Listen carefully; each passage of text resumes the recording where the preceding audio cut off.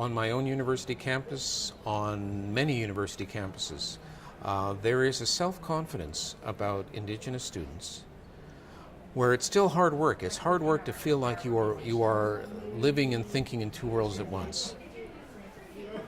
But I know lots of students who have figured that out and who are stronger for it and are changing the discourse on university campuses. My name is Jenna Broomfield. I'm from Northwest River, Inuit. And I'm here today because I want to speak to and respect all of the survivors and all the intergenerational survivors here today. I'm studying at the University of Alberta, and I'm studying Native Studies, so my first degree, Bachelor of Arts, in Native Studies and Certificate in Aboriginal Governance and Partnership. It's unfortunate, we've lost parts of our culture, such as hunting and trapping. They've been made negative because of some of the experiences our parents have gone through.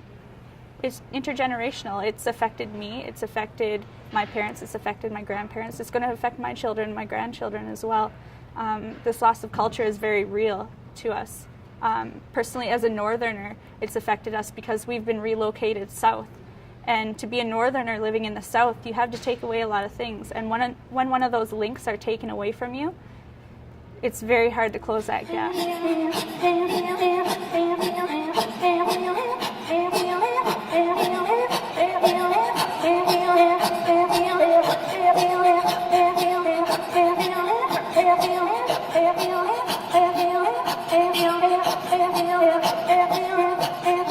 So right now, what I've been noticing, and I really appreciate it, is there's been a very large cultural revitalization within our generation, and I hope to be a part of that. I've been trying my best to, relearn our language and to relearn some of our practices. I'm a traditional drum dancer and throat singer, and these are some of the things that I like to learn and that I like to try and teach and try and share with other people.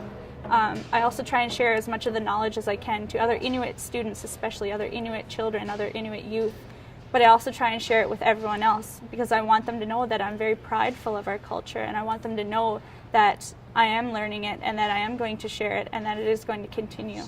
And they are enabling themselves to speak to their own communities, to speak to a wider public audience.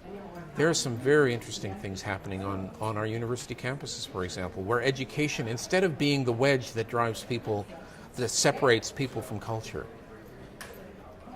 now it's something that enables, that helps give people voice and doesn't ask them to choose which world are you going to live in.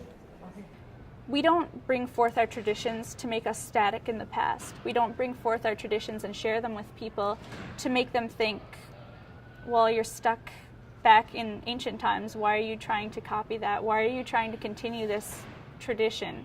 You didn't live a traditional life. Why are you continuing?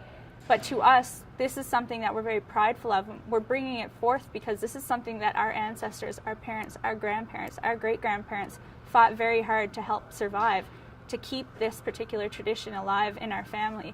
And if it means having to bring it into a contemporary context, then that's what we'll do. It's the way in which we understand the world today that's going to allow us to fuse these things or perhaps keep them as they were traditional.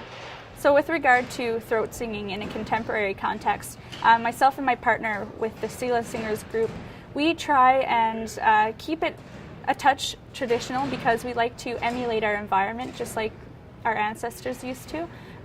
We try and bring forth some of the older songs that we've been taught, but we also add a little bit of our own flavor. We like to add some of our new songs. For example, today we sang one of our new songs, which is a variation of an older song, but we've made it a little more contemporary.